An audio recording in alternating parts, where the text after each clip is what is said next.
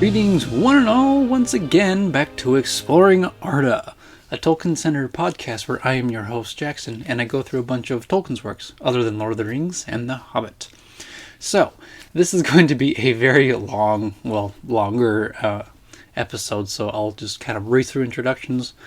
Basically, yes, this is Exploring Arda, part of the Bookworm Cinema Productions.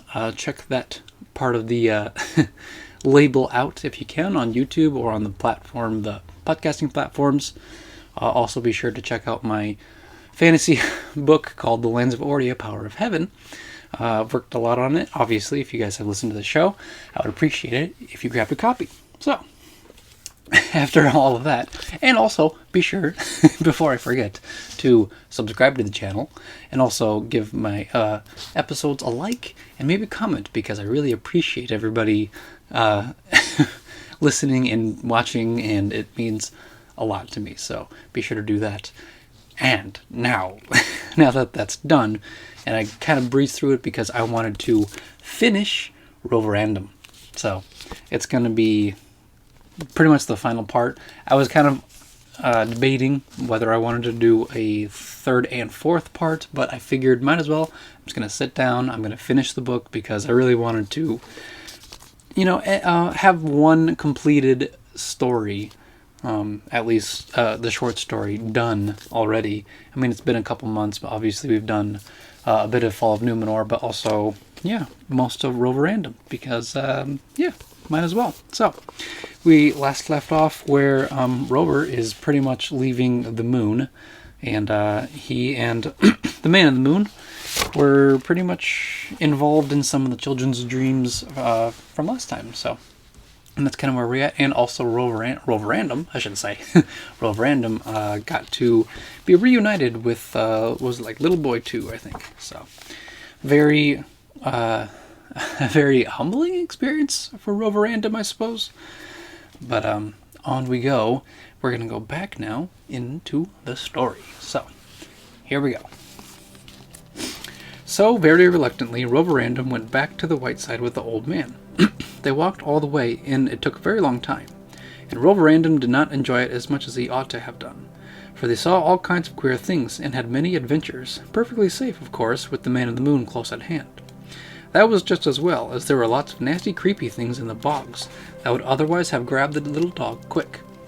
The dark side was as wet as the white side was dry, and full of the most extraordinary plants and creatures, which I would tell you about if Roverandom had taken any particular notice of them.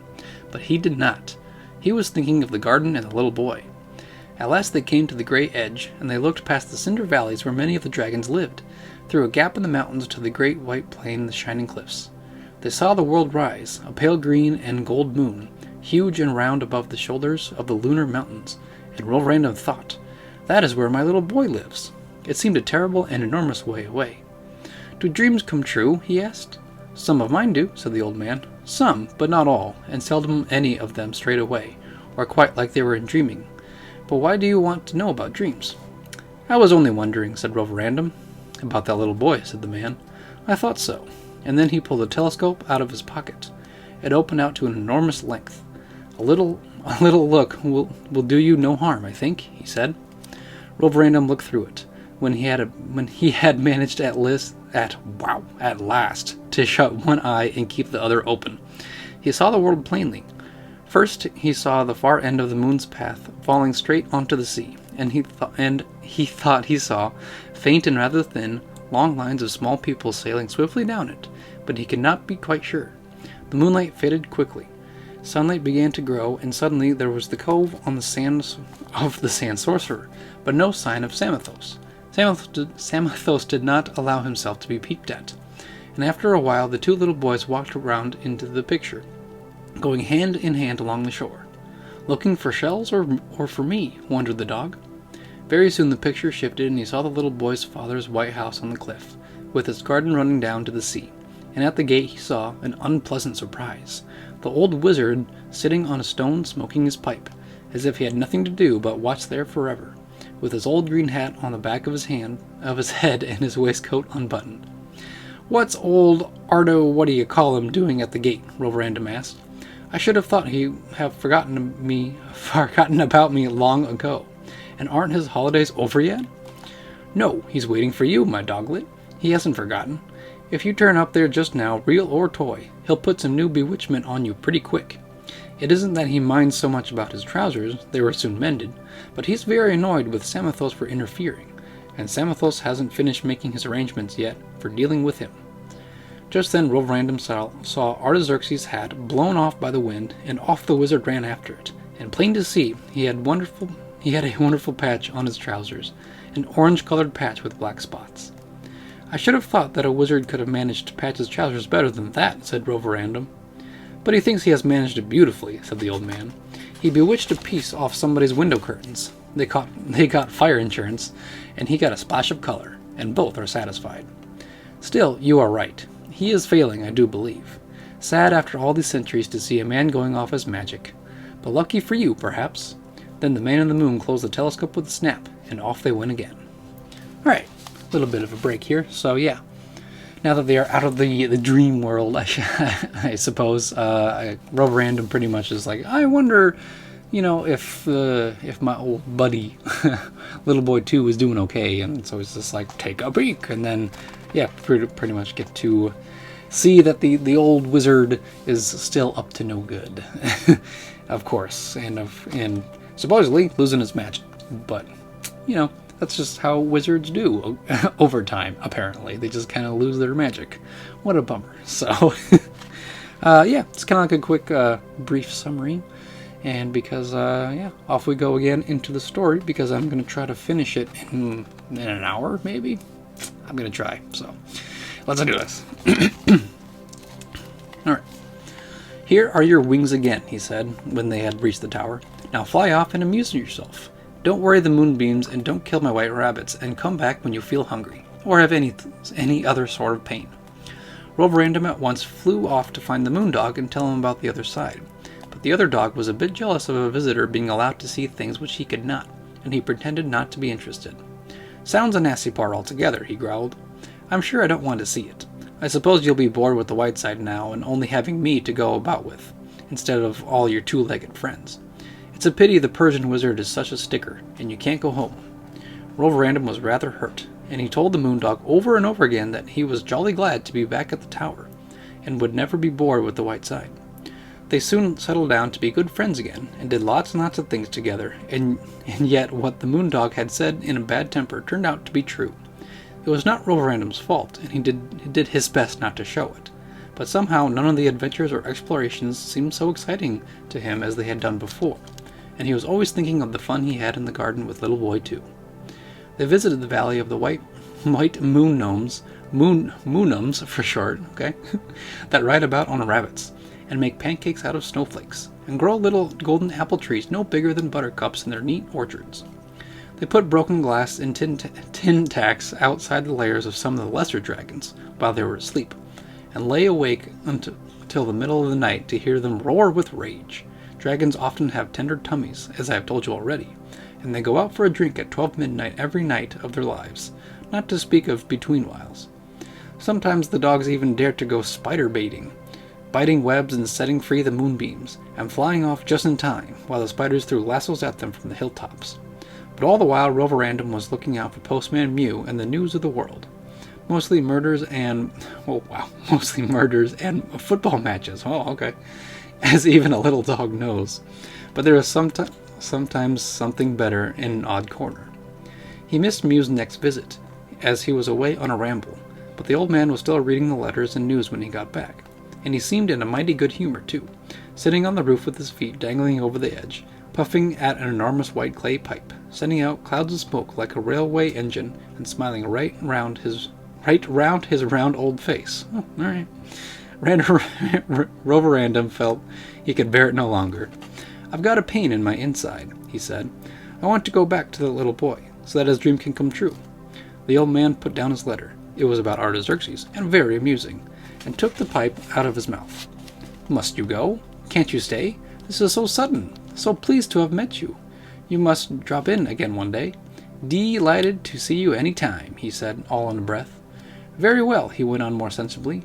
Artaxerxes is arranged for. How? Asked Roverandom, really excited again. He has married a mermaid. Okay. Gone to live at the bottom of the deep blue sea. I hope she will patch his trousers better. A green seaweed patch will go well with his green hat. My dear dog, he was married in a complete new suit of seaweed green, with pink coral buttons and epaulets, of sea anemones, and they burnt his old hat on the beach.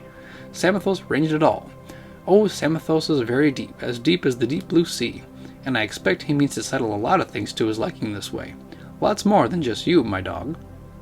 I wonder how it will turn out. Artaxerxes is getting into his 20th or 21st childhood at the moment, it seems to me, and he makes a lot of fuss about very little things. Most obstinate he is, to be sure. He used to be a pretty good magician, but he's becoming bad-tempered and a thorough nuisance. When he came and dug up old Samathos with a wooden spade in the middle of the afternoon and pulled him out of his hole by the ears, the Samathis thought had gone too far, and I don't wonder. Such a lot of disturbance, just at my best time for sleeping, and all about a wretched little dog. That is what he writes to me, and you need blush. So he invited Artaxerxes to a mermaid party, when both their tempers had cooled down a bit, and that is how it all happened. They took Artaxerxes out for a moonlight swim, and he will never go back to Persia, or even Pershore. He fell in love with the rich mer-king's elderly but lovely daughter, and they were married the next night. It is probably just as well. There has not been a resident magician in the ocean for some time. Proteus, Poseidon, Triton, Neptune, and all that lot. They've all turned into minnows or mussels long ago, and in any case, they never knew or bothered much about things outside the Mediterranean. They were too fond of sardines. Oh, okay. Old Niord retired a long while ago, too. He was, of course, only able to give half his attention to business after his silly marriage with a giantess. You remember she fell in love with him because he had clean feet, so convenient in the home, and fell out of love with him, and when it was too late because they were wet. He's on his last legs now, I hear. Quite doddery, poor old dear. Oil fuel has given him a dreadful cough, and he has retired to the coast of Iceland for a little sunshine. Interesting. There was the old man of the sea, of course. He was my cousin, and I'm not proud of it. He was a bit of a burden, wouldn't walk and always wanted to be carried, as I dare say you have heard. That was the death of him. He sat on a floating mine, if you know what I mean, a year or two ago, right on one of the buttons. Not even my magic could do anything with that case. It was worse than the one of Humpty Dumpty. What about Britannia? Asked Roverandom, who after all was an English dog, of course. Though really he was a bit bored with all this and wanted to hear more about his own wizard. I thought Britannia ruled the waves. She never really gets her feet wet. She prefers patting lions on the beach and sitting on a penny with an eel fork in her hand, and in any case there is more to manage in the sea than waves. Now that they have got Artaxerxes, and I hope he will be of use. He'll spend the first few years trying to grow plums on polyps, I expect, if they let him, and that'll be easier than keeping the merfolk in order. Well, where was I? Of course, you can go back now, if you want to. In fact, not to be too polite, it's time you went back as soon as possible. Old Samathos is your first call, and don't follow my bad example and forget your P's when you meet. Mew turned up again the very next day, with an extra post, an immense number of letters for the Man in the Moon, and bundles of newspapers. The Illustrated Weekly Weed, Ocean Notions, the Mermail, the Conch, and the Morning Splash. They all had exactly the same exclusive pictures of Artaxerxes' wedding on the beach at full moon, with Mr. Samathos Samathides, the well-known financier, a mere title of respect, grinning in the background.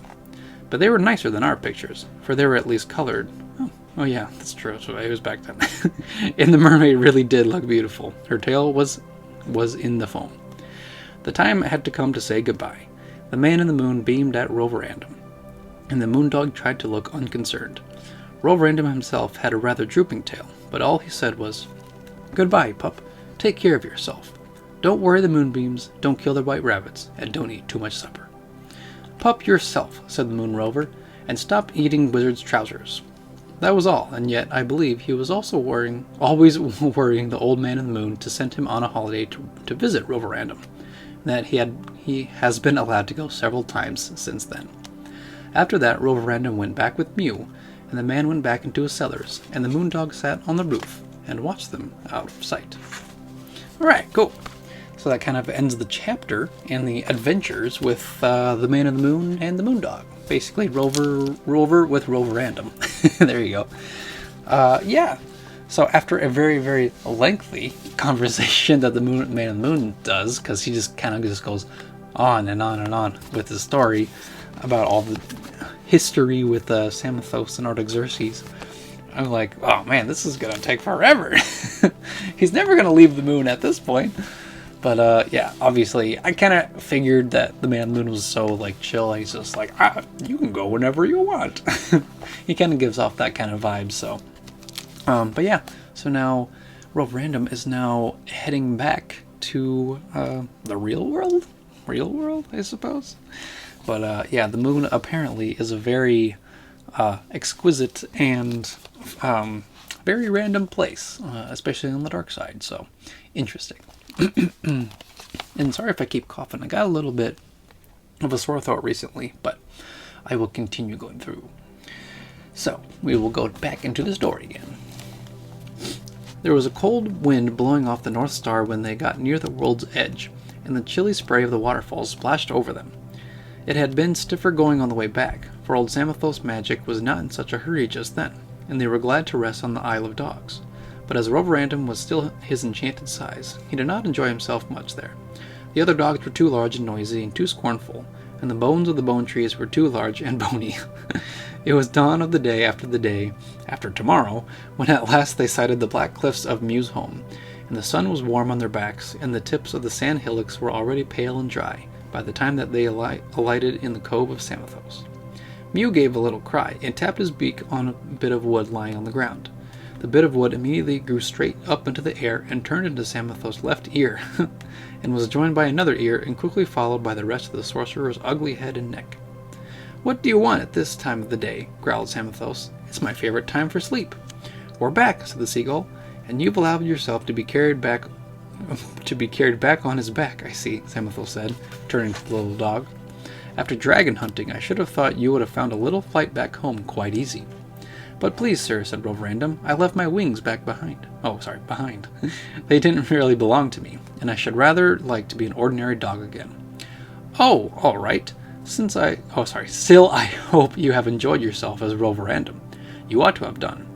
Now you can just be Rover again, if you really want to be, and you can go home and play with your yellow ball and sleep on armchairs when you get the chance and sit on laps and be a respectable little yap dog again." "But what about the little boy?" said Rover. "But you ran away from him, silly. All the way to the moon, I thought," said Samothos, pretending to be annoyed and surprised, but giving a merry twinkle out of one knowing eye. "Home, I said, and home I meant. Don't splutter and argue." Poor Rover was spluttering, because he was trying to get in a very polite Mr. Samothos. Eventually he did. "Please, sir. Please, Mr. Samothos," he said, most touchingly. "Please pardon me." That's the way it's written, so I'm not really good at that stuff, but that's how it's written. "But I have met him again, and I shouldn't run away now. And really I belong to him, don't I? So I ought to go back to him." "Stuff and nonsense. Of course you don't and ought. You belong to the old lady that bought you first, and back you'll have to go to her. You can't buy stolen goods, or bewitched ones either, as you would know if you knew the law, you silly little dog. Little boy two's mother wasted 6 pence on you, and that's an end of it. And what's in dream meetings anyway?" wound up Samothos with a huge wink.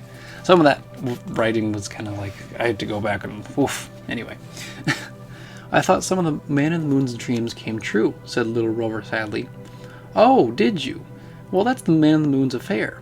My business is to change you back at once into your proper size and send you back where you belong. Artaxerxes has departed, there you go, to other spheres of usefulness, so we needn't bother about him any more. Come here." He took hold of Rover and he waved his fat hand over the little dog's head, and hey presto, there was no change at all. He did it all over again, and still there was no change. Then Samothos got right up out of the sand, and Rover saw for the first time that he had legs like a rabbit. He stamped and ramped and kicked sand into the air and trampled on the seashells and snorted like an angry pug dog, and still nothing happened at all. "Done by a seaweed wizard Blister and wart him, he swore. Done by a Persian plum picker. Pot and jam him, he shouted, and kept on shouting until he was tired. Then he sat down. Well, well, he said at last when he was cooler. Live and learn, but Artaxerxes is most peculiar. Who would have guessed that he would remember you amidst all the excitement of his wedding, and go and waste his strongest incantation on a dog before going on his honeymoon, as if his first spell wasn't more than any silly little puppy is worth. If it isn't enough to split one's skin. Well, I don't need to think out what is to be done, at any rate, Samothos continued. There is only one possible thing.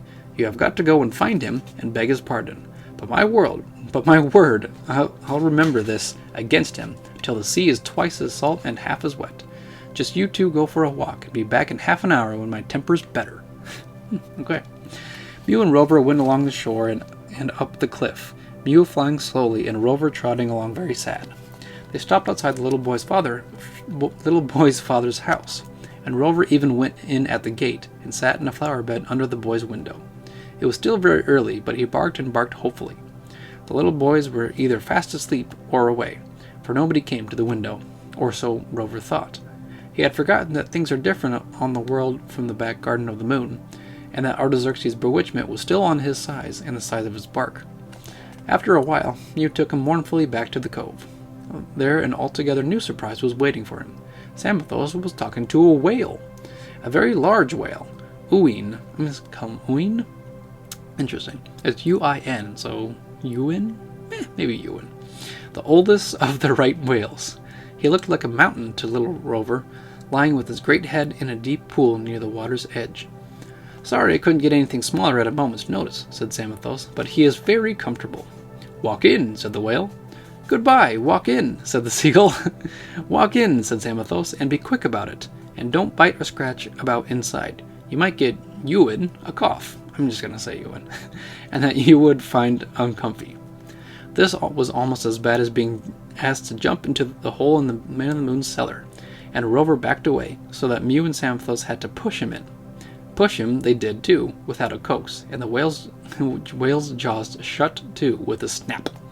Alright, and then actually, it is actually a good time for like a quick summary break, also to show you guys another illustration, which is the cover of the book, actually. So, very cool stuff, very aquatic themed, I feel like it is.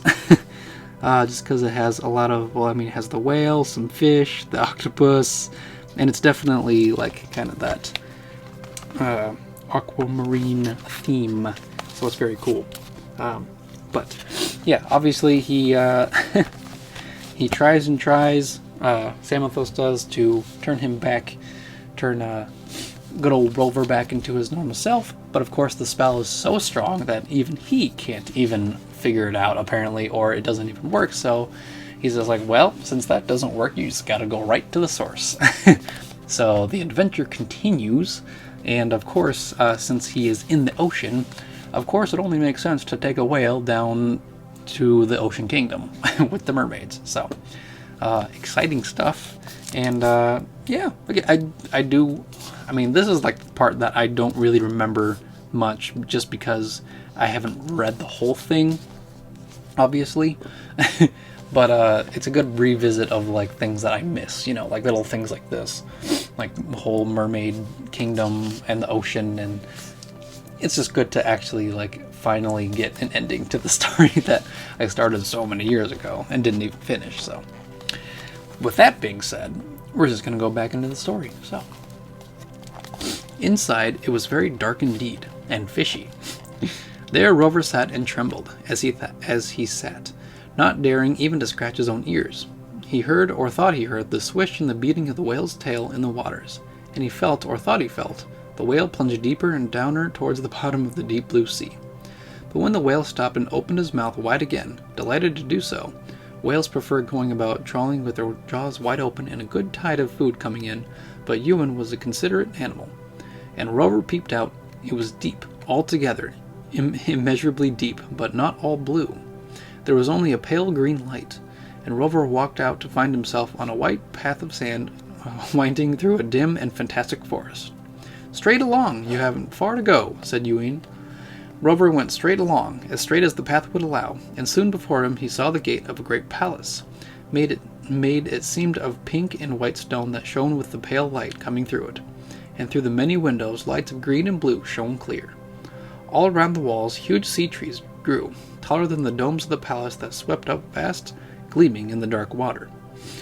The great India rubber trunks of the trees bent and swayed like grasses, and the shadow of the endless branches were thronged with goldfish and silverfish and redfish and bluefish, and phosphorescent fish like birds. But the fishes did not sing. The mermaids sang inside the palace. How they sang! And all the sea fairies sang in chorus, and the music floated out of the windows, hundreds of merfolk playing on horns and pipes and conches of shells. Sea goblins were grinning at them out of the darkness from under the trees, and Rover hurried along as fast as he could. He found his steps slow and laden deep down under the water. And why didn't he drown? I don't know, but I suppose Samathides had given some thought to it. He knows much more about the sea than most people would think, even though he never sets toe in it, if he can help it, while Rover and Mew had gone for a walk, and he had sat and simmered down and thought of a new plan. Anyway, Rover did not drown, but he was already wishing he was somewhere else, even in the whale's wet inside, before he got to the door. Such queer shapes and faces peered at him out of the purple bushes and the spongy thickets beside the path that he had felt very unsafe indeed. At last he got to the enormous door, a golden archway fringed with coral, and a door of mother-of-pearl studded with shark's teeth. The knocker was a huge ring encrusted with white barnacles, and all the barnacles' little red streamers were hanging out, but of course, Rover could not reach it, nor could he have moved it anyway. So he barked, and to his surprise, his bark came quite loud. The music inside stopped at the third bark, and the door opened. Who do you think it opened? Who do you think opened it? There you go. Artaxerxes himself, dressed in what looked like plum-colored velvet and green silk trousers, and he still had a large pipe in his mouth, but only it was blowing beautiful rainbow-colored bubbles instead of tobacco smoke. But he had no hat. "Hello," he said. "So you've turned up. I thought you would get tired of old Psamathios," how he snorted over that exaggerated P, "before long. He can't do quite everything. Well, what have you come down here for? We were just having a party, and you're interrupting the music." "Please, Mr. Artaxerxes, Artaxerxes," began Rover, rather flustered and trying to be polite. "Oh, never mind about getting it right. I don't mind," said the wizard rather crossly. "Get on to the explanation and make it short. I have no time for long rigmaroles? Okay. Maybe. I don't know. Rimaroles? I don't know. I haven't come across that word yet, so interesting. He had become rather full of his own importance with strangers since his marriage to the rich Mer King's daughter, and his appointment to the post of Pacific and Atlantic magician, the Pam they called him for short, when he was not present. If you want to see me about anything pressing, you had better come in and wait in the hall. I might find a moment after the dance." He closed the door behind Rover and went off. The little dog found himself in a huge dark space under a dimly lighted dome. There were pointed archways curtained with seaweed all around, and most of them were dark. But one of them was full of light, and music came loudly through it. Music that seemed to go on and on forever, never repeating and never stopping for a rest. Rover soon got very tired of waiting, so he walked along to the shining doorway and peeped through the curtains. He was looking into a vast ballroom with 7 domes and 10,000 coral pillars, lit with purest magic and filled with warm and sparkling water. There all the golden-haired mermaids and the dark-haired sirens were dancing interwoven dances as they sang. Not dancing on their tails, but wonderful swim dancing, up and down as well as to and fro in the clear water. Nobody noticed, there you go, the little dog's nose peeping through the seaweed at the door. So after gazing for a while, he crept inside. The floor was made of silver sand and pink butterfly shells, all open and flapping in the gently swirling water, and he had picked his way carefully among them for some way, keeping close to the wall, before a voice said suddenly above him, "What a sweet little dog! He's a land dog, not a sea dog, I'm sure. How could he have got here? Such a tiny mite." So, and actually, before we go into who he got into,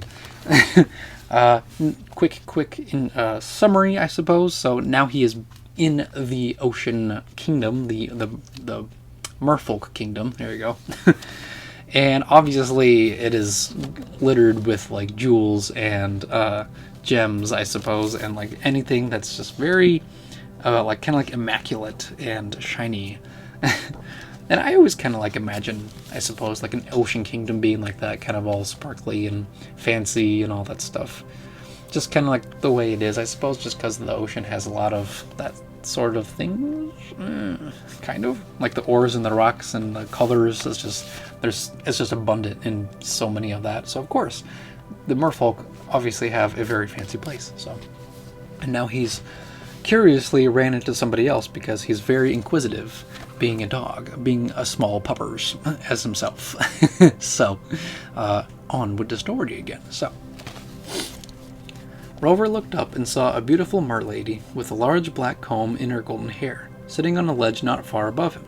Her regrettable tail, there you go, was dangling down, and she was mending one of Artaxerxes' green socks. She was, of course, the new Mrs. Artaxerxes, usually known as Princess Pam. She was rather popular, which was more than you could say for her husband. Artaxerxes was at the moment sitting beside her, and whether he had the time or not for long... Oh, there it is again. Rimeroll. I'm just going to say... Man, Rimerolls. I don't know. He was listening to one of his wives. Or had been, before Rover turned up. Mrs. Artaxerxes put an end to her... Oh, man, to her rigmarole. I don't know. What do you think, guys? I don't know. I haven't come across this word yet. And to her sock mending, as soon as she caught sight of him, and floating down, picked him up and carried him back to her couch. This was really a window seat on the first floor, an indoors window. There are no stairs in sea houses, and no umbrellas, and for the same reason. And there is not much difference between doors and windows either. The merlady soon settled her beautiful and rather capacious self comfortably on her couch again, and put Rover on her lap, and immediately there was an awful growl from under the window seat. "Lie down, Rover, lie down, good dog," said Mrs. Artaxerxes. She was not talking to our Rover, of course. She was talking to a white murdog who came out now, in spite of what she said, growling and grumbling and beating the water with his little web feet, and lashing it with his large flat tail, and blowing bubbles out of his sharp nose. "What a horrible thing," the new dog said. "Look at his miserable tail. Look at his feet. Look at his silly coat." "Look at yourself," said Rover from the merlady's lap, "and you don't want to do it again. Who called you Rover? A cross between a duck and a tadpole pretending to be a dog." From which you can see that they took rather a fancy to one another at first sight. Naturally. Indeed, they soon Indeed, they soon made great friends. Not quite such friends, perhaps, as Rover and the Moondog, if only because Rover's stay under the sea was shorter, and the deeps are not such a jolly place as the moon for little dogs, being full of dark and awful places where light has never been and never will be, because they will never be uncovered till light has all gone out. Horrible things live there, too old for imagining, too strong for spells, and too vast for measurement. Artaxerxes had already found that out. The post of Pam is not the most comfortable job in the world. "Now swim away and amuse yourself," said his wife, when the dog argument had died down and the two animals were merely sniffing at one another. "Don't worry the firefish, don't chew the sea anemones, don't get caught in the clams, and come back to supper." "Please, I can't swim," said Rover. "Dear me, what a nuisance," she said. "Now, Pam!" She was the only one so far that called him this to his face. "Here is something you can really do, at last." "Certainly, my dear," said the wizard, very anxious to oblige her, and pleased to be able to show that he really had some magic, and was not an entirely useless official. Limpets, they called them in sea language. He took a little wand out of his waistcoat pocket. It was really his fountain pen, but it was no longer any use for his writing. Merfolk use a queer sticky ink that is absolutely no use in fountain pens, and he waved it over Rover. Artaxerxes was, in spite of what some people have said, a very good magician in his own way, or Rover would have never had these adventures. Rather a minor art, but still needing a deal of practice. Anyway, after the very first wave, Rover's tail began to get fishy, and his feet to get webby, and his coat to get more and more like a Macintosh. Yeah. I don't know why I said Macintosh, and it's like, I just think of like Apple. When the change was over, he soon got used to it, and he found swimming a good deal easier to pick up than flying, very nearly as pleasant and not so tiring unless you wanted to go down. The first thing he did after a trial swim round the ballroom was to bite at the other dog's tail. Oof. In fun, of course, but fun or not, there was nearly a fight on the spot, for the murdog was a bit touchy-tempered. Rover only saved himself by making off as fast as possible. Nimble and quick he had to be, too.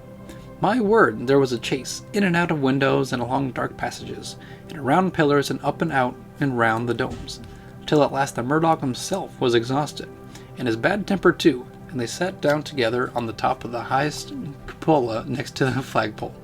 The Mer-King's banner, a seaweed streamer of scarlet and green, spangled with pearls, was floating from it.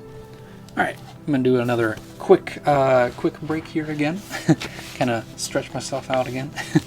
Yeah, obviously this is pretty much a reflection of what kind of what happens in the moon, obviously, when the murder lady, the Mrs. Artaxerxes, is pretty much just telling them, all don't do this and do this, and the list kind of goes, and it's like, yeah, that's what that's what the moon thing, the man of the moon, did as well. And of course he of course, naturally, the murdog is also called Rover, of course, probably, and just as the moondog with Rover, they make friends almost immediately by insulting each other, which I suppose makes sense because they're dogs and they're always fighting, I suppose.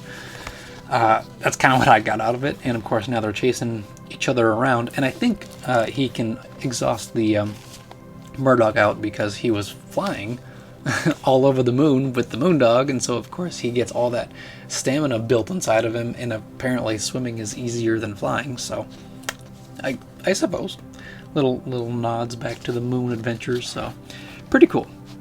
Yeah, so back to it again.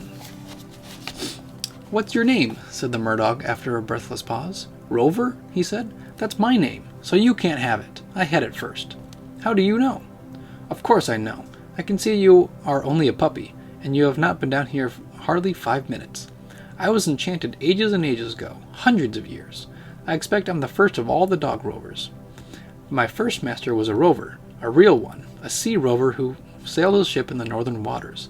It was a long ship with red sails, and it was carved like a dragon at the prow, and he called it the Red Worm and loved it. I loved him, though I was only a puppy, and he did not notice me much, for I wasn't big enough to go hunting, and he didn't take dogs to sail with him. One day I went sailing without being asked. He was saying farewell to his wife. The wind was blowing, and the men were thrusting the Red Worm out over the rollers into the sea. The foam was white about the dragon's neck, and I suddenly felt that I should not see him again after that day, if I didn't go too. I sneaked on board somehow and hid behind a water barrel, and we were far at sea and the landmarks low in the water before they found me. That's when they called me Rover, when they dragged me out by the tail. 'Here's a fine sea rover,' said one, 'and a strange fate is on him that turns never home,' said another with queer eyes. And indeed, I never did go back home. And I have never grown any bigger, though I have grown much older, and wiser, of course. There was a sea fight on that voyage, and I ran up on the foredeck while the arrows fell and sword clashed upon shield. But the men of the Black Swan boarded us, and drove my master's men all over the side. He was the last to go. He stood beside the dragon's head, and then he dived into the sea in all his mail, and I dived after him. He went to the bottom quicker than I did, and the mermaids caught him, but I told them to carry him swift to land, for many would weep if he did not come home. They smiled at me and lifted him up, and bore him away, and now some say they carried him to the shore, and some shake their heads at me. You can't depend on mermaids, except for keeping their own secrets. They're better than oysters at that. I often think they really buried him in the white sand, far away from here, that lies still a part of the Red Worm that the men of the Black Swan sank, or it was there when last it passed. A forest of weed was growing round it and over it, all except the dragon's head. Somehow not even barnacles were growing on that, and under it there was a mound of white sand. I left those parts long ago. I turned slowly into a sea dog. The older sea women used to do a good deal of witchcraft in those days, and one of them was kind to me. It was she that gave me as a present to the Mer-King.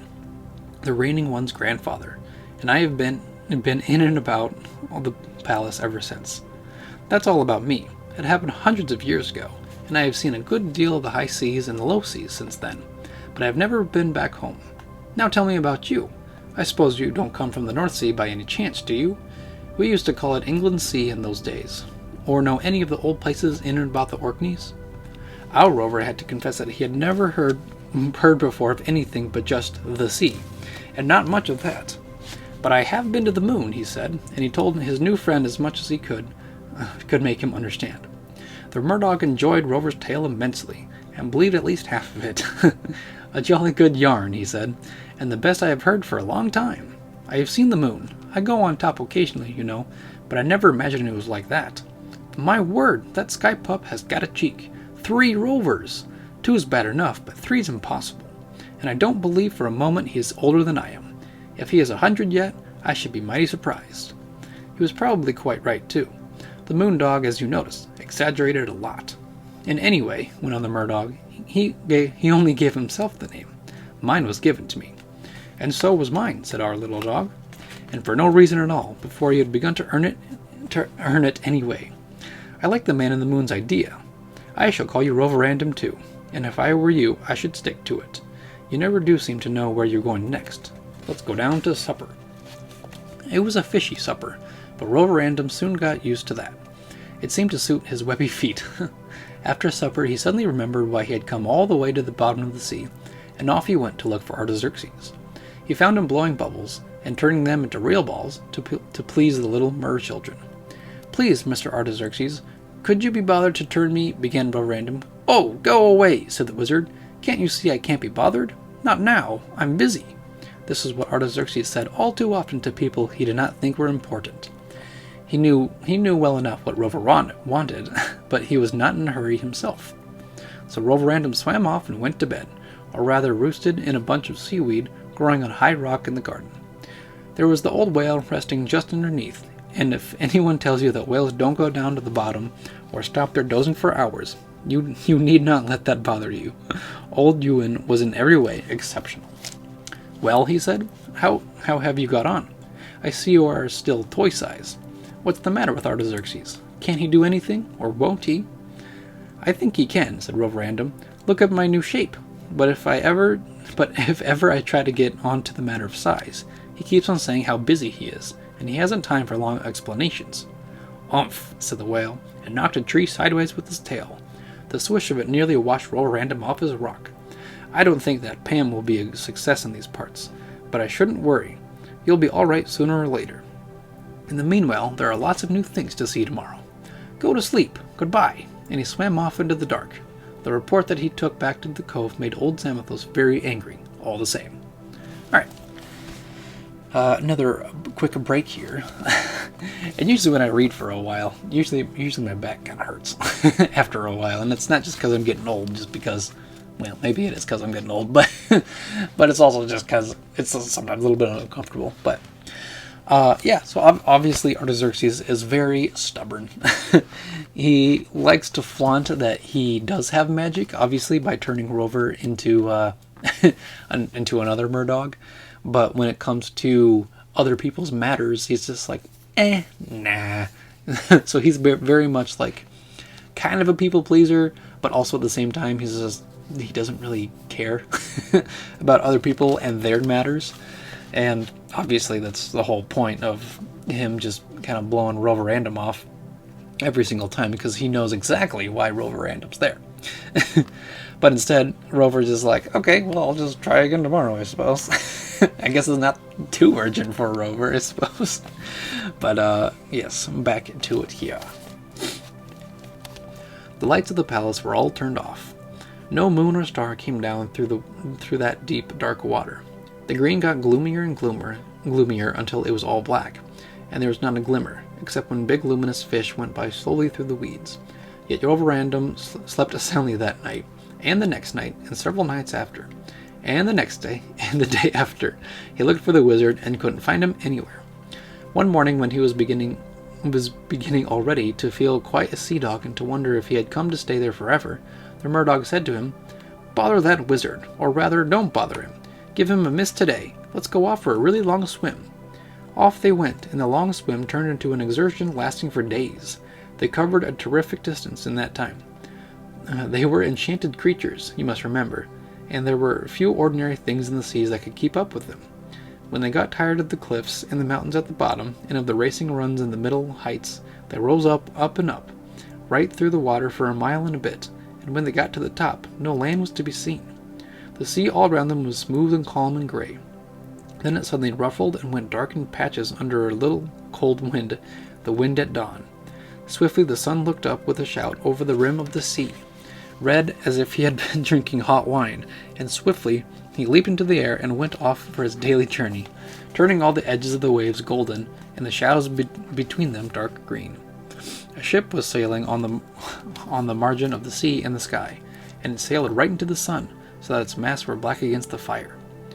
"Where's that going to?" asked Roverandom. "Oh, Japan, or Honolulu, or Manila, or Asia Island, or Thursday, or Vladivostok, or somewhere or other, I suppose," said the Murdog, whose geography was a bit vague, in spite of his hundreds of years of boasted prowlings. "This is the Pacific, I believe, but I don't know which part. A warm part by the feel of it. It's rather a large piece of water. Let's go and look for something to eat." When they got back, some days later, Roverandom at once went to look for the wizard again. He felt he had given him a long rest. "Please, Mr. Artaxerxes, could you bother?" he began as usual. "No, I could not," said Artaxerxes, even more definitely than usual. This time he really was busy, though. The complaints had come in by post. Of course, as you can imagine, all kinds of things go wrong in the sea, that not even the best Pam in the ocean could prevent, and some of which he was not even supposed to have anything to do with. Wrecks come down plump now and again on the roof of somebody's sea house. Explosions occur in the seabed. Oh yes, they have volcanoes and all that kind of nuisance quite as badly as we have, and blow up somebody's prized flock of goldfish, or prized bed of anemones, or one and only pearl oyster, or famous rock and coral garden. Or savage fish have a fight in the highway and knock merchildren over, or absent-minded sharks swimming in at the dining room window and spoil the dinner, or the deep, dark, unmentionable monsters of the black abyss do horrible and wicked things. The merfolk have always put up with all this, but not without complaining. They like complaining. They used, of course, the right letters to the Weekly Weed, the Mermail, and Ocean Notions, but they had a Pam now, and they wrote to him as well, and blamed him for everything, even if they got their tails nipped at their own pet lobsters. They said his magic was inadequate, as it sometimes was, but that his salary ought to be reduced, which was true but rude, and that he was too big for his boots, which was also near the mark. They should have had slippers. He was too lazy to wear boots often. And they said lots besides to worry Artaxerxes every morning, and especially on Mondays. It was always worst, by several hundred envelopes on Mondays. And this was a Monday, so Artaxerxes threw a lump of rock at Roverandom, and he slipped off like a shrimp from a net. He was jolly glad when he got out into the garden to find that he was still unchanged in shape, and I dare say if he had not removed himself quick, the wizard would have changed him into a sea slug, or bent him to the back of beyond, wherever that is, or even to Pot, which is at the bottom of the deepest sea. He was very annoyed, and he went and grumbled to the sea rover. "You'd better give him a rest till Monday is over, at any rate," advised the Murdog, "and I should miss out Mondays altogether, in future, if I were you. Come and have another swim." After that, Roverandom gave the wizard such a long rest that they almost forgot about one another, but not quite. Dogs don't forget lumps of rocks very easily, or very quickly. But to all appearances, Roverandom had settled down to become a permanent pet of the palace. He was always off somewhere with the Murdog, and often the merchildren came along as well. They were not as jolly as real two-legged children in Roverandom's opinion, but then of course Roverandom did not really belong to the sea, and was not a perfect judge. But they kept him happy, and they might have kept him there forever, and had made him forget Little Boy too in the end, if it had not been for things that happened later. You can make up your mind whether Samothos had anything to do with these events, when we come to them. There were plenty of these children to choose from, at any rate. The old Mer King had hundreds of daughters and thousands of grandchildren, and all in the same palace, and they were all fond of the two rovers, and so was Mrs. Artaxerxes. It was a pity that Roverandom never thought of telling her his story. She knew how to manage the Pam in any mood, But in that case, of course, Roverandom would have gone back sooner and missed many of the sights. It was with Mrs. Artaxerxes and some of the merchildren that he visited the Great White Caves, where all the jewels that are lost in the sea, and many that have always been in the sea, and of course pearls upon pearls, are hoarded and hidden. They went too another time to visit the smaller sea fairies in their little glass houses at the bottom of the sea.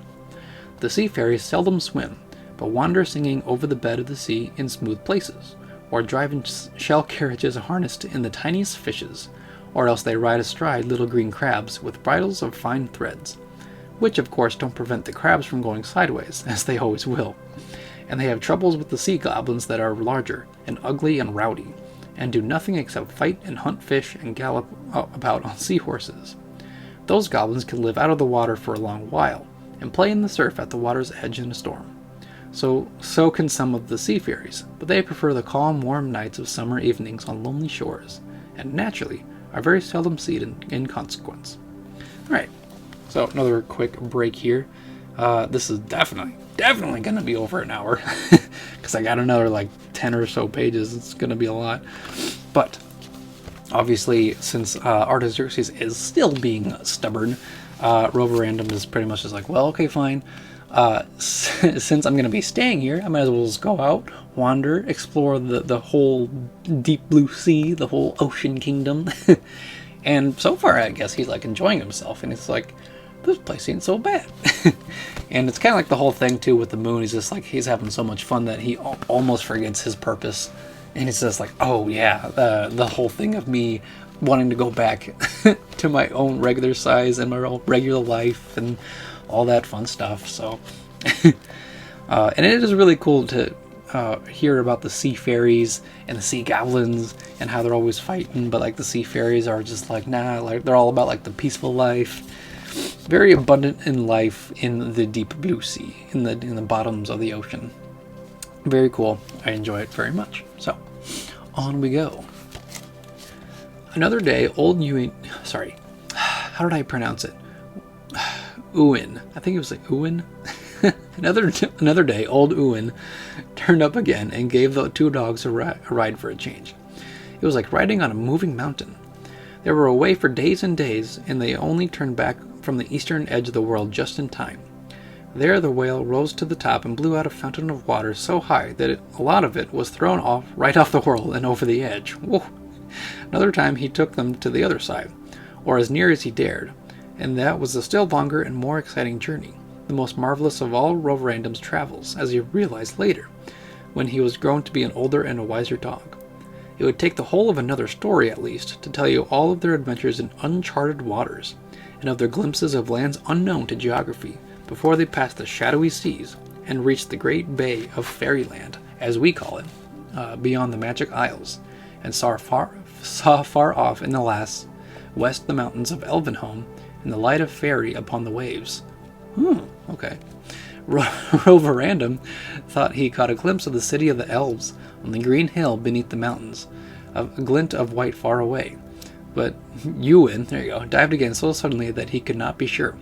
If he was right, he was one of the very few creatures on 2 legs or 4 who can walk about our own lands and say that they have glimpsed that other land, however far away.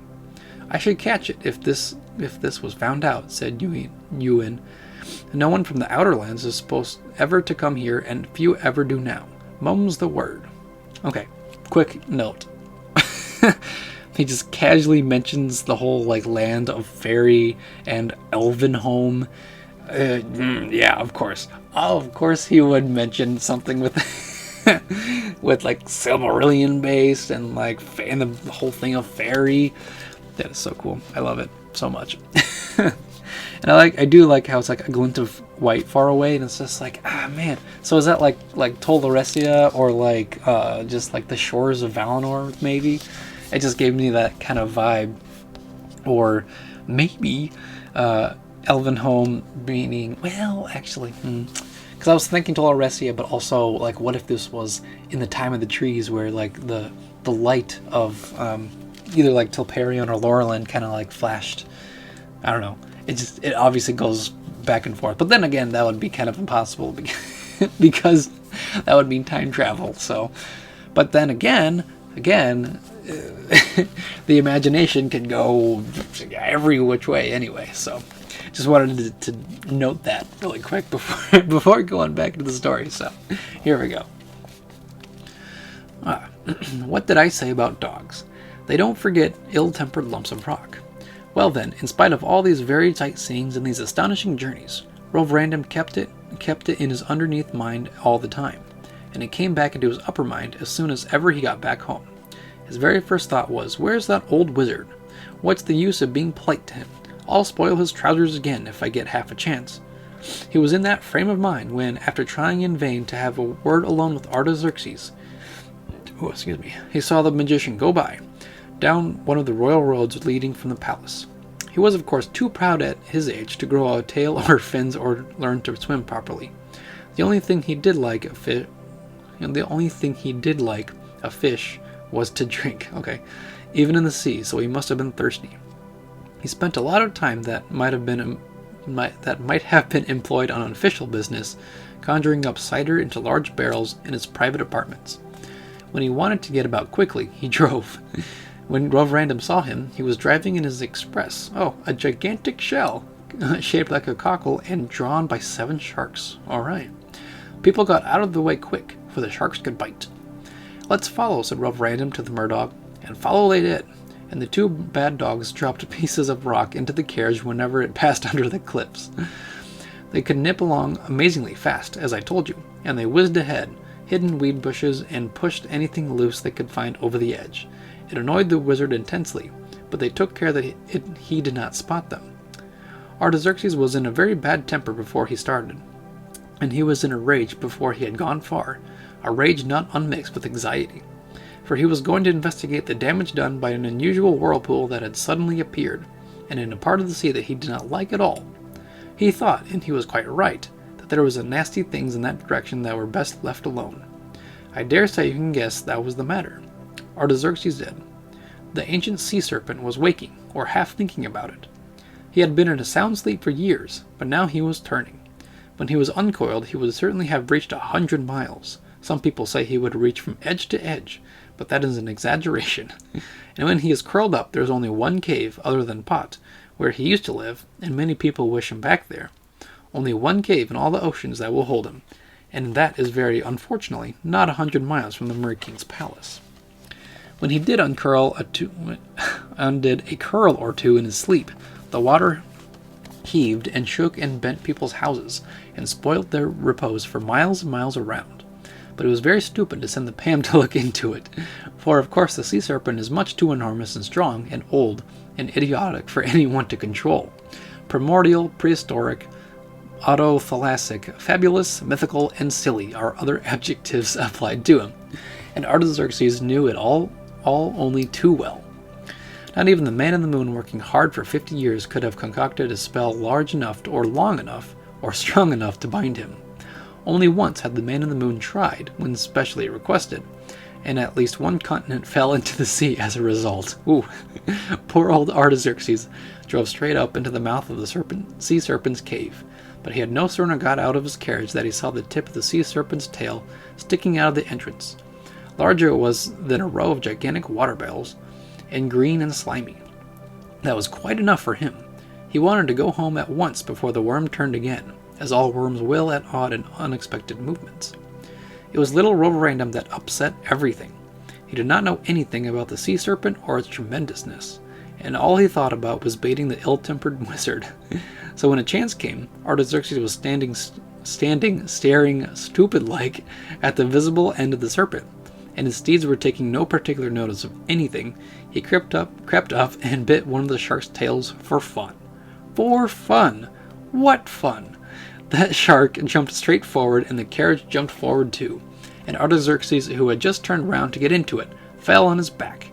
Then the shark bit the only thing it could reach at the moment, which was the shark in front, and that shark bit the next one, and so on, until the last of the 7, seeing nothing else to bite. Bless me, the idiot, if he did not go and bite the serpent's tail. The sea serpent gave a new and very unexpected turn, and the next thing the dogs knew was being whirled all over the place in the water, gone mad, bumping into giddy fishes and spinning sea trees, scared scared out of their lives in a cloud of uprooted weeds, sand, shells, slugs, periwinkles, and oddments. And things got worse and worse, and the serpent kept on turning. And there was old Artaxerxes, clinging on to the reins of the sharks, being whirled all over the place too, and saying the most dreadful things to them. To the sharks, I mean. Luckily for this story, he never knew what Roverandom had done. I don't know how the dogs got home. It was a long time before they did, at any rate. First of all, they were washed up on the shore in one of the terrible tides caused by the sea serpent's stirrings. And when they were caught by fishermen on the other side of the sea, and jolly nearly sent to an aquarium, a disgusting fate, and then having escaped that by the skin of their feet, they had to get all the way back themselves as best they could through perpetual subterranean commotion. And when at last they got home, there was a terrible commotion there too. All the merfolk were crowded around the palace, all shouting at once. Bring out the Pam! Yes, they called him that publicly, and nothing longer or more dignified. Bring out the Pam! Bring out the Pam! And the Pam was hiding in the cellars. Mrs. Artaxerxes found him there at last, and made him come out, and all the merfolk shouted, and when he looked out of an attic window, "Stop this nonsense! Stop this nonsense!" And they made such a hullabaloo, nice, that people at all the seasides all over the world thought the sea was roaring louder than usual. It was. And all the while the sea serpent kept on turning, trying absent-mindedly to get the tip of his tail in his mouth. But thank heavens, he was not properly and fully awake, or he might have come out and shaken his tail in anger, and then another continent would have been drowned.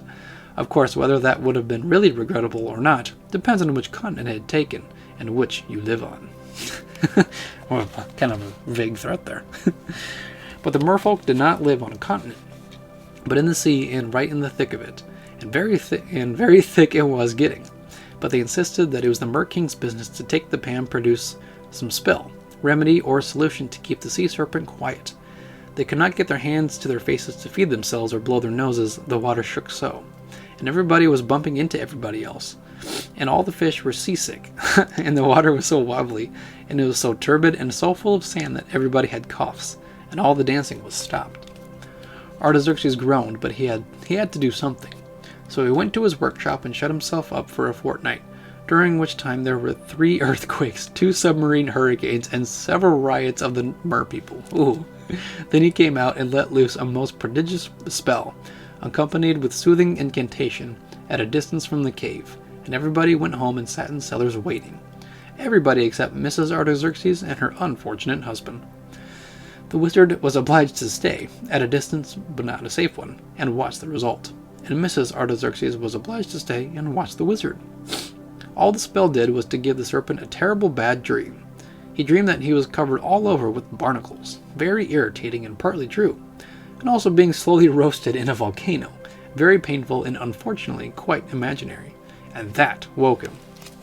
Probably Artaxerxes' magic was better than was supposed.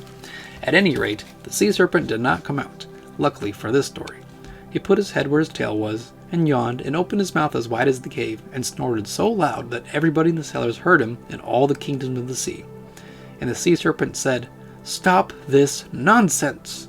And he added, "If this blithering wizard doesn't go away at once, and if he ever so much as paddles in the sea again, I shall come out, and I shall eat him first, and then I shall knock everything to dripping smithereens. That's all. Good night."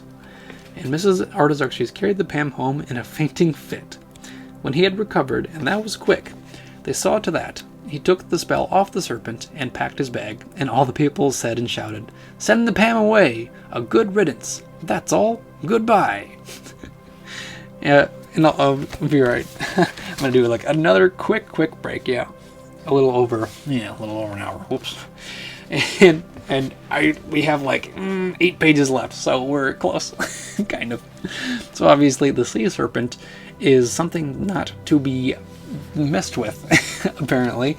And of course, it is Roverandom's fault because it is about him, and he causes jokes to turn into something apparently like cataclysmic, very terrible, like earthquakes and hurricanes and stuff like that. And there's just like, it's just a nuisance, and like to us, it's like, nah, it's like the end of the world.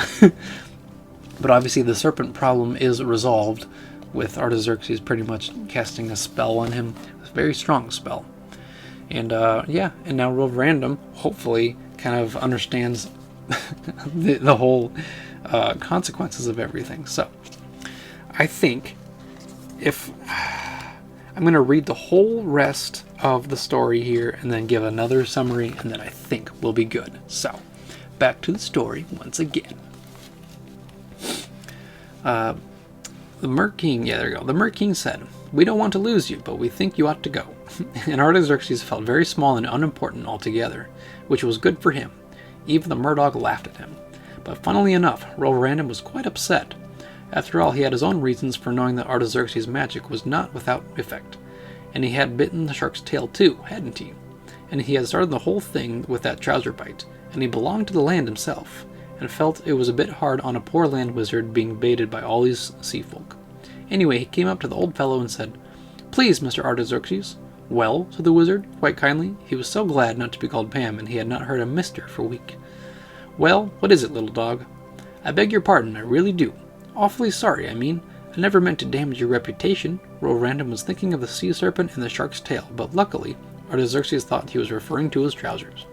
Come, he said. "We won't bring up bygones. Least said, soonest mended or patched. I think we had both better go back home again together." "But please, Mr. Artaxerxes," said Roverandom, "could you bother to turn me back into my proper size?" "Certainly," said the wizard, glad to find somebody that still believed he could do anything at all. "Certainly, but you are best and safest as you are, while you are down here. Let's get away from this first, and I am really and truly busy just now." And he really and truly was. He went into the workshops and collected all his paraphernalia, insignia, symbols, memoranda, books of recipes, arcana, apparatus, and bags and bottles of his miscellaneous spells. He burned all that would burn in his waterproof forge, and the rest he tipped into the back garden. Extraordinary things took place there afterwards. All the flowers went mad, and the vegetables were monstrous, and the fishes that ate them turned into sea worms, sea cats, sea cows, sea lions, sea tigers, sea devils, porpoises, dugongs, cephalopods, manatees, and calamities, or merely poisoned. There you go. And phantasms, visions, bewilderments, illusions, and hallucinations sprouted so thick that nobody had any peace in the palace at all, and they were obliged to move. In fact, they began to respect the memory of that wizard after they had lost him. But that was long afterwards. At the moment, they were clamoring for him to depart. When all was ready, Artaxerxes said goodbye to the Mer King, rather coldly, and not even the mer children seemed to mind very much. He had so often been busy, and occasions of the bubbles, like the ones I told you about, had been rare. Some of his countless sisters-in-law tried to be polite, especially if Mrs. Artaxerxes was there, but really everybody was impatient to see him going out of the gate, so that they could send a humble message to the sea serpent. "The regrettable wizard has departed and returned no more, your worship. Pray, go to sleep." Of course, Mrs. Artaxerxes went too.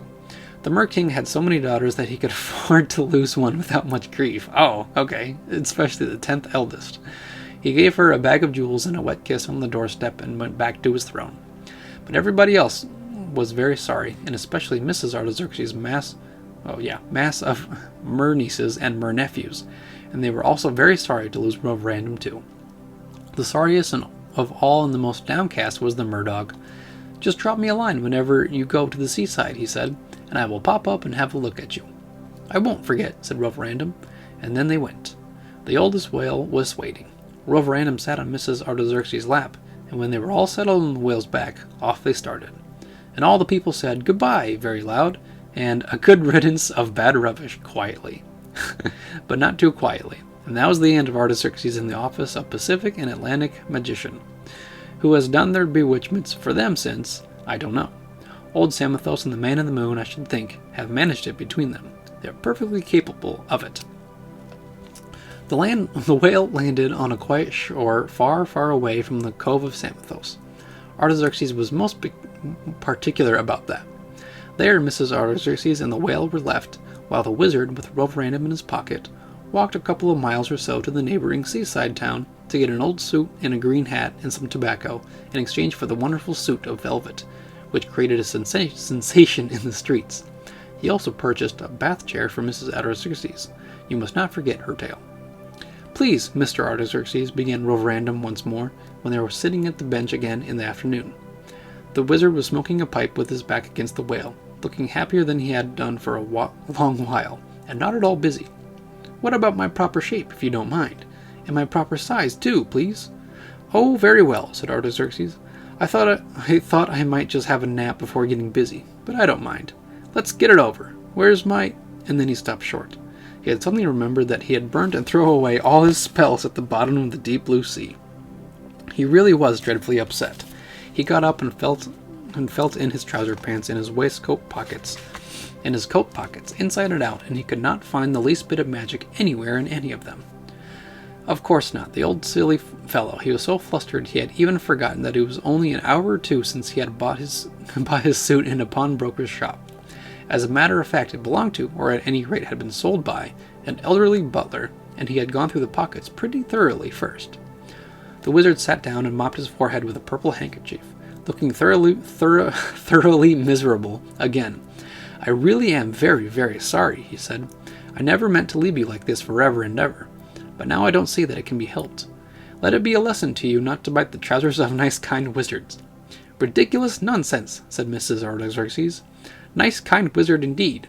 There's no nice or kind or wizard about it, if you don't give the little dog back his shape and size at once. And what's more, I shall go back to the bottom of the deep blue sea and never come back to you again." Poor old Artaxerxes looked almost as worried as he did when the sea serpent was giving trouble.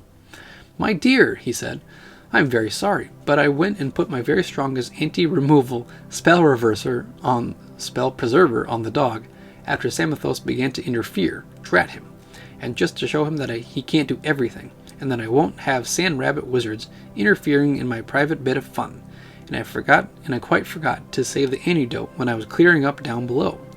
I used to keep it in a little black bag hanging on the door in my workshop. Dear, dear me. I am sure you'll agree that it was only meant to be a bit of fun," he said, turning to Roverandom, and his old nose got very large and red with his distress. He went on saying, "Dear, dear, dearie me," said, and shaking his head and beard, and he never noticed that Roverandom was not taking any notice, and the whale was winking. Mrs. Artaxerxes had got up and gone to her luggage, and now she was laughing and holding out an old black bag in her hand. "Now stop waggling your beard and get to business," she said. But when Artaxerxes saw the bag, he was too surprised for a moment to do anything but look at it with his old mouth wide open. "Come along," said his wife. "Is it your bag? It's your bag, isn't it? I picked it up and several other little oddments that belonged to me on that nasty rubbish heap you make in the garden." She opened the bag to peep inside, and out jumped the wizard's magic fountain pen wand, and also a cloud of funny smoke came out, twisting itself into strange shapes and curious faces. Then Artaxerxes woke up. "Here, give it to me. You're wasting it," he cried, and he grabbed Roverandom by the scruff of his neck and popped him, kicking and yapping into the bag before he could say knife. Okay.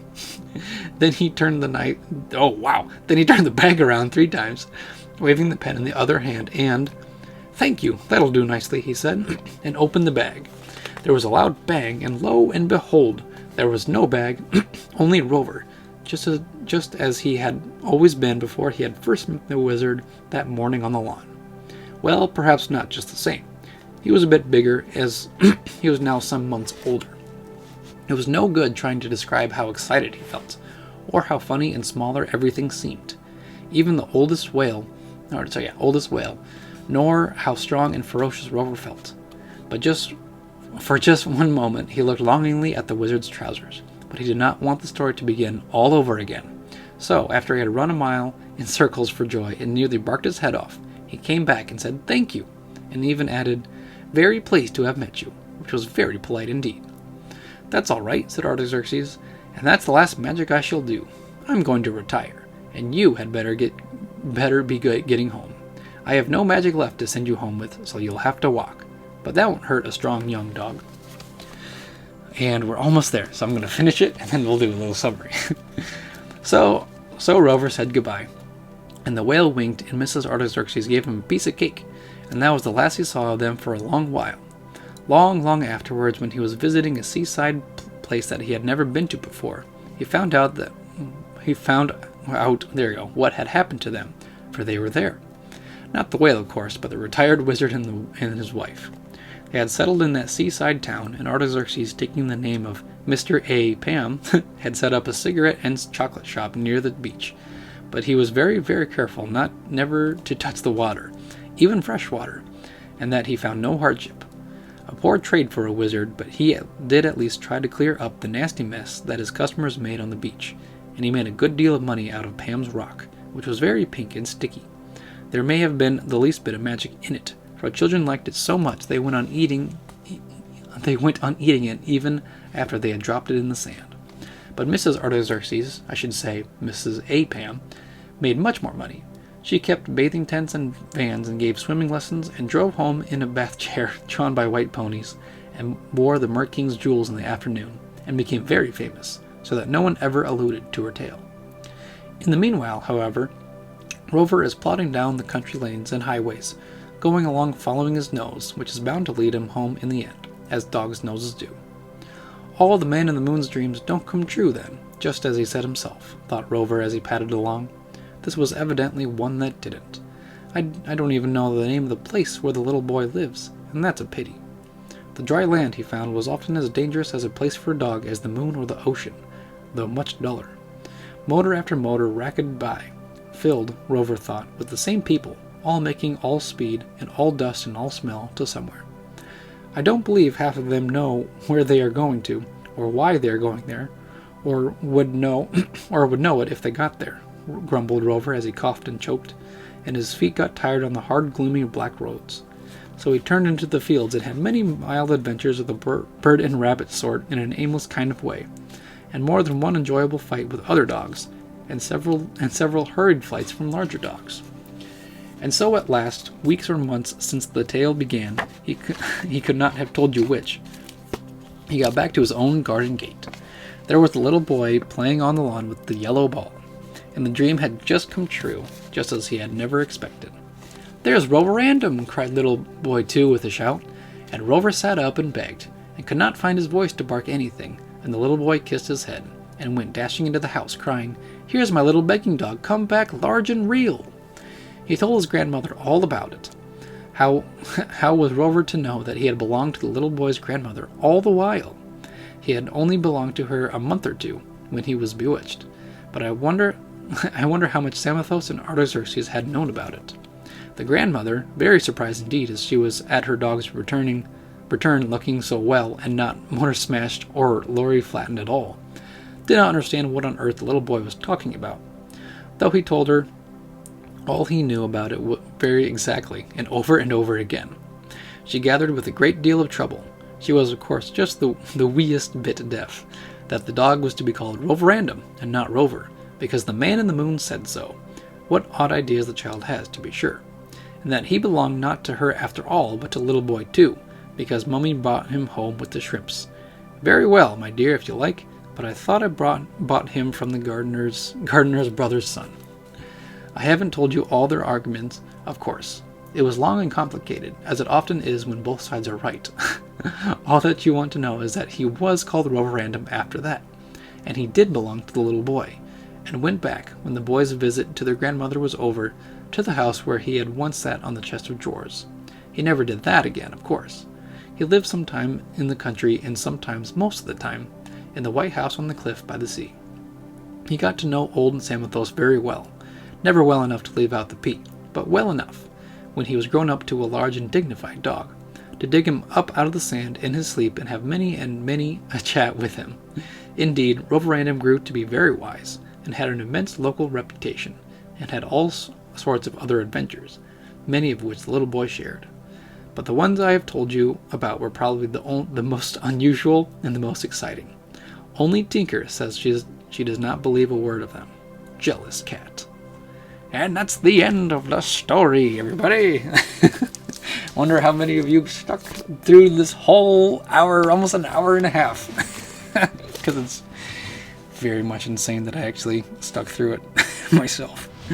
So, yes, the last summary of Roverandom is that, Artaxerxes ends up leaving the Ocean Kingdom because everybody wants him gone anyway. So he pretty much takes him and his wife, obviously, back to the surface. And after some teasing, I suppose, because his wife apparently just grabbed a whole bunch of the random stuff that she knew that Artaxerxes would forget. I guess, obviously. Yeah, finally turns him back into the dog that he once was. Obviously a little bigger, obviously because of the whole travel thing, and he's gone for months. And it turns out that he ends up going back to his original owners, and he tells the kid all about his adventures, which is probably why this whole book is the way that it is. And I'm like, okay, well that would make sense actually. And it's basically a happily ever after. So yeah, so I'm glad that I got that out of the way, because I just kind of felt like I really needed to just plug away, get it done with a really long episode, so that I don't have to worry about a fourth part and extending everything else. So yeah, overall I really enjoy the story of Roverandom. Obviously a lot of thrilling tales and adventures, and obviously it is, mentioned throughout the book that the dog had a lot more adventures than this, but this is like the staple of his adventures. So it's pretty cool just to be like, yeah, he probably went to so many other places and did way other weirder things. I don't know, but this is the weirdest of them all, I suppose. So definitely enjoy it. If you guys want to grab a copy itself and read through it at your own perusal, I would definitely recommend it, because it's just a fun little tale. And maybe if you guys got like children, or if you plan to have children or whatever, then you can read them this story, each night. Obviously not as much, but per night, but it's a fun story to tell to pretty much anybody. So yeah, so now with everything done and all the stories done, I'm glad that you guys have stuck through it so far. I do very much appreciate everybody who listens, everybody who watches, everybody who's subscribed, which is great. I don't think I really saw myself this far, I suppose, when it comes to like YouTube stuff. So I'm very grateful for you guys in that. So also, I am planning out a few things for my personal channel. Just a few things here and there, not as common as my Tolkien one, my Tolkien show, because it is the main purpose that I made this channel for was the Tolkien show, was exploring Arda. But there are other things coming, so yeah. Just yeah. Oh yeah, and also, man, I always forget.